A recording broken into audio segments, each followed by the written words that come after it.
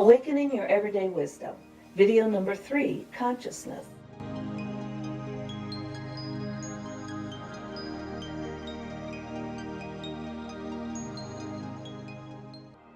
There are many ways to become conscious about something.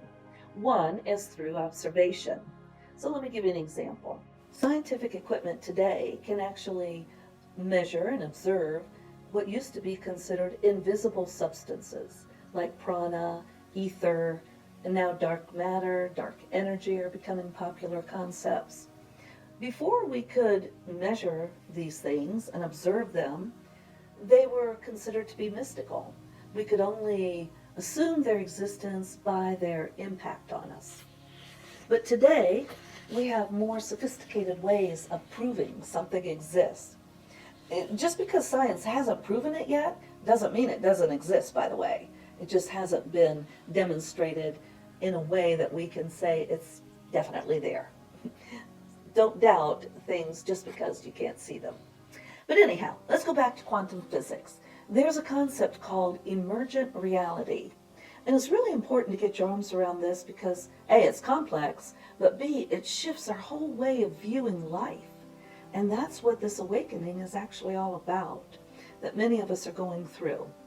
So emergent reality is by placing our conscious awareness on physical phenomenon that actually causes it to come into existence from the realm of pure possibility.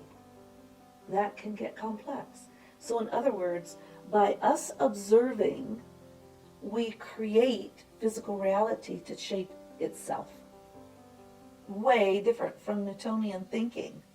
It's a big step to take in our understanding of the way the world works, the way life works. So if it's too big to grab a hold of right now, just tuck it away somewhere, it'll come back to you.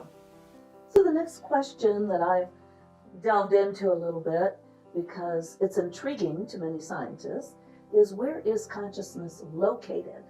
A lot of people think it's in the brain. Some people think it's in the heart. But let me tell you a couple interesting stories. So that I watched this video maybe 5 years ago, way before I ever thought about making this video. And it was about a guy who went through surgery to have a pretty large tumor removed from his brain.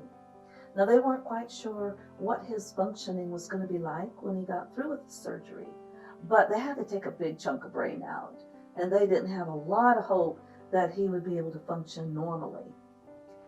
After some recovery time, he recognized the doctor who had done the surgery and was able to talk with him.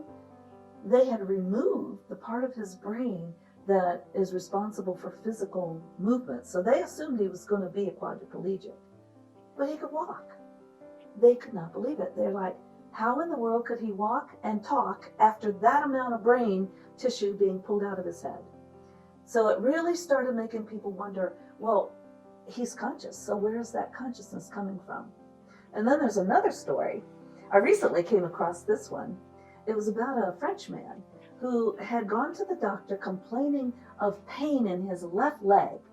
So they did an MRI on him, and they scanned his brain to see if there was something that was causing it neurologically. And when they did that, they found that 90, if I heard this correctly on the video, 90% of his brain was water. He did not have gray matter like we do. And they were blown away. This guy had been functioning normally till he got the pain in his leg. So they're like, how in the world could he be alert, aware, awake, alive? Now, they did not disclose his name, and I can understand why, but they've been doing tests on this guy for over 10 years now, trying to figure this out. Now, if, and I always say if because I don't know what to trust anymore either, but if these stories are true, what does that mean about where consciousness is located? Some people are saying, yes, it's physical. Other people are saying, no, it's non-local. So there's a lot of work being done on it. Understand there's over 20,000 papers being written on this very topic. So don't expect consensus from our experts. We're not going to get it. I'm sure of it. There's what I would call a multi divided camp on this issue. My studies and my path have brought me across the concept of Christ consciousness. And for a lot of people, the idea of being connected to our divine spark and having light and love in our hearts and genuine caring about other people and having this Christ-like way of being is very beautiful. But to some people, it's blasphemy. So I'm not here to try to start any conflict between philosophies or religions, beliefs. I think that it's up to God, our higher power, our creator, our source, however you want to refer to that part of you that's bigger than your human life. At this higher level, this really spiritual level of consciousness, is that we have to ask for information, that we are not forced into any particular understanding or belief. And we have to ask for help from this source. Now, I have heard stories of people who have been helped by their guardian angels without asking, but it's usually been in dangerous or life-threatening situations. So maybe they did scream out, "Help me, God!" I don't know. I don't know, but I've heard stories of angels intervening and helping people in these kind of situations. So now a whole different take on it. I'd like to issue a warning. Do not put all of your trust into your own thoughts. Now this is really tough for people who have depended on their intellect to get them through life, that are very analytical people. This is almost this might be blasphemy for an intellectual person. But the reason I'm saying this is because it's difficult enough to know what to believe on outside information. But then I'm saying, well, don't even believe your own internal information. I'm not talking about internal from the spirit or the soul or the part of you that is all-knowing. I'm talking about the brain, what we would call consciousness. The reason I'm bringing it up is because I think everybody has been through this process where we once believed something to be true and accurate, and then with more time, more information, and possibly some personal experiences, we changed our thinking about it. So it's not that hard to change our thinking, but to do it intentionally is a little more challenging. I recommend staying open-minded if you can. The next concept here is also a little challenging, and that is, don't trust your memories. Why do I say that? I'll give you a personal example. When I was about the 5th grade, my siblings and I were playing jump rope in the carport. And we had this long rope, and it was tied one end to a support pole in the carport. I was the turner, so I had the rope wrapped around my hand a number of times because it was so long. Somehow, in the middle of playing jump rope, an argument broke out, and my brother and I started arguing about who could run the fastest. And I said, "All right, to the mailbox in the back, we'll see who's fastest. Go!" We took off running. I forgot I was tied to the rope, and the rope was tied to this pole. When I got to the end of the rope, wham! I went face down on the concrete, smashed my nose. Blood everywhere, screaming. What an ordeal. Very traumatic. Many years later, I found out that there were different memories about this experience. So let's hear from my brother John, who was there. So my memory is that I was turning the rope and Anne was jumping, and I pulled it too tight and it tripped her and she went face down. So that it was my responsibility and it was my fault, and I apologized profusely for having broken her nose. Yeah.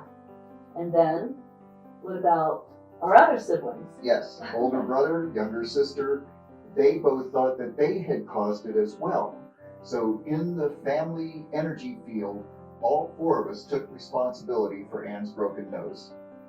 And we all 4 had a different memory on how that occurred. So there you go.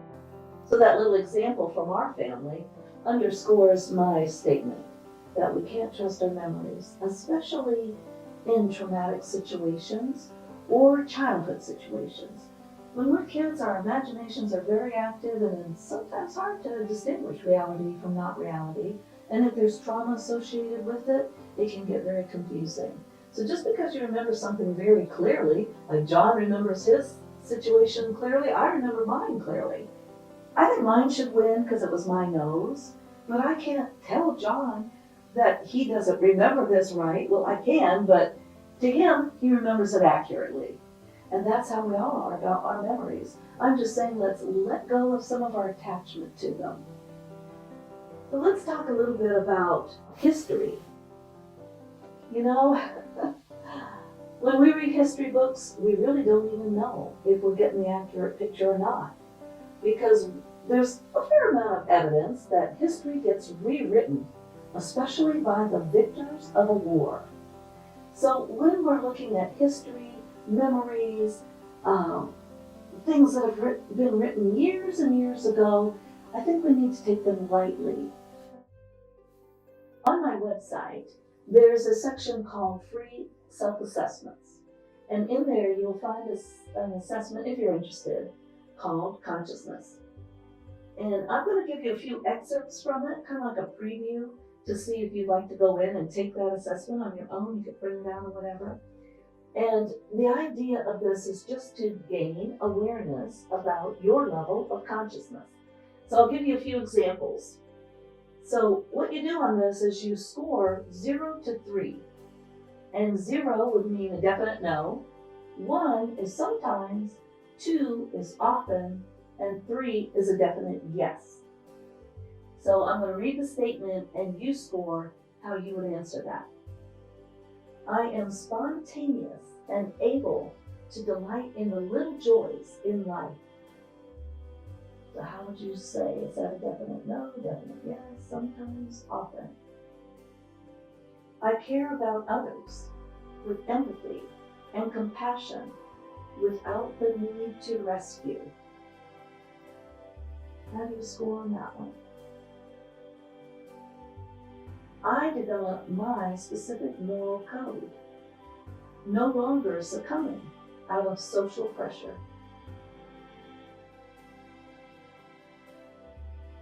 I develop my talents and skills as well as my other abilities, such as intuition.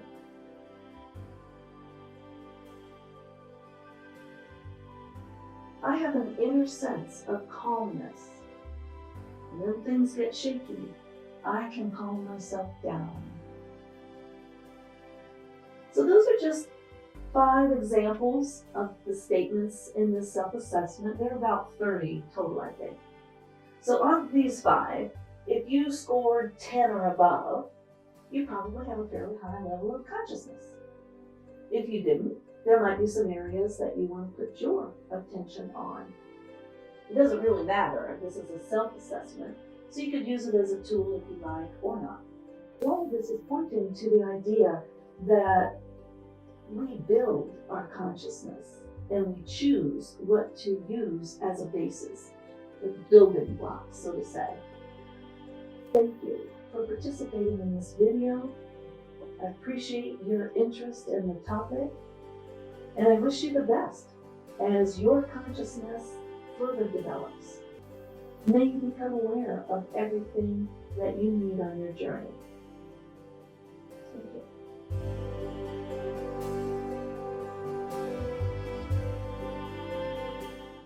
If you liked this video and found it useful, please click the like button. And if you would like to be involved in future videos that I'm producing, please click the subscribe button. And if you have friends or family that you think might benefit from the video, I'd love it if you'd share it. Thank you. If you'd like to access the self-assessments and handouts on my website, please visit www.still-waters.net and go to the resources tab, and there you will find the self-assessments and the handouts and also the references for the various videos. I'd love your feedback. I have a blog on my website. I'd love to hear what you think, what your experiences are. And even if you have contrary ideas to what I've presented, I'm open. I'm not trying to convince anybody of anything. We're all in this together, and I'm a fellow traveler. Peace.